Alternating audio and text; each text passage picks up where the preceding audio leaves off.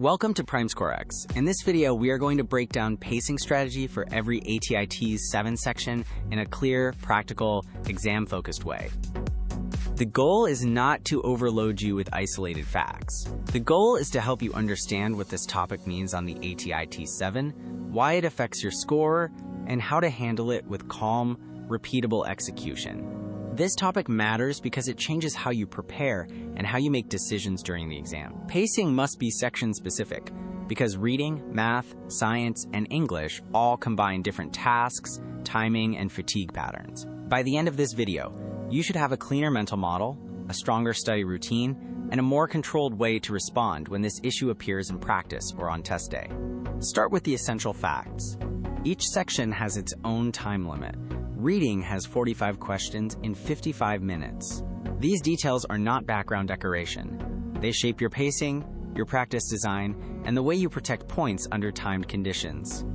When the exam feels stressful, clear structure gives your brain something stable to follow. The next layer is how the detail behaves inside the real exam experience. Math has 38 questions in 57 minutes. Science has 50 questions in 60 minutes. And English has 37 questions in 37 minutes. If you prepare only by reading notes, this part can still surprise you.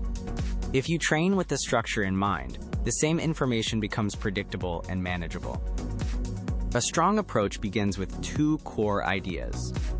First, pacing is managed in checkpoints, not panic. Second, easy points should be protected first. These ideas keep you from treating the TEAS like a random collection of questions.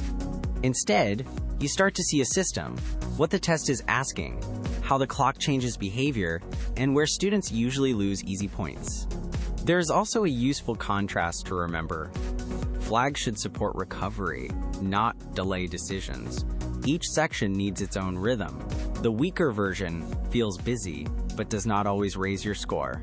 The stronger version creates evidence, what you know, what slows you down, what repeats, and what needs a targeted fix before the next practice set. Use a simple method instead of improvising. Step 1, know the section clock. Step 2, set progress checkpoints. These first two moves slow the situation down just enough to create control, without turning the question or the study session into a long analysis exercise. Then continue the method. Step 3, move past time traps. Step 4, reserve a short review window. This is where most improvement happens, because you move from recognition to execution. You are not just saying, I understand the topic. You are proving that you can apply it correctly under TEAS-style pressure. The first trap is using the same pace feeling for every domain.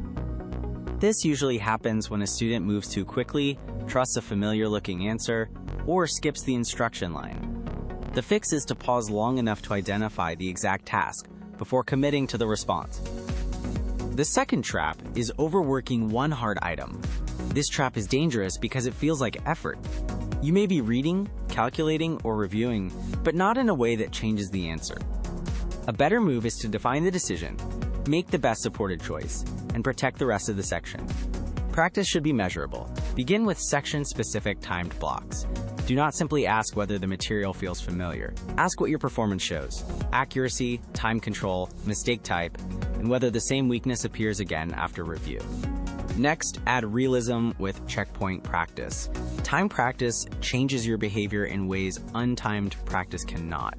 It reveals where you overthink, where you rush, and where your process breaks when the question is not presented exactly the way you expected. The third practice move is flag review drills. Pattern tracking is what turns mistakes into strategy. If you miss one question, that is a result. If you miss the same type of question again and again, that is a signal. Your study plan should respond to the signal, not just the score. Finally, use full-length pacing simulations. Retesting is important because review can create a false feeling of mastery. The real question is whether you can apply the fix later, with a new question, without seeing the answer first. That is when learning becomes score movement. When you review, name the exact error. One common issue is saving too many flags for the end. Do not write a vague note like, I need to study more. Write the real cause. Was it timing, vocabulary, unit control, evidence, sequence, calculation, or misreading the prompt, specific errors create specific fixes. Another common issue is rushing easy questions after a slow start. The solution is not to feel bad about the miss. The solution is to replace the habit. Create one rule you will use next time, then test that rule on a small set of new questions before moving on to a full section. Here is the memory cue. One section, one clock, one plan.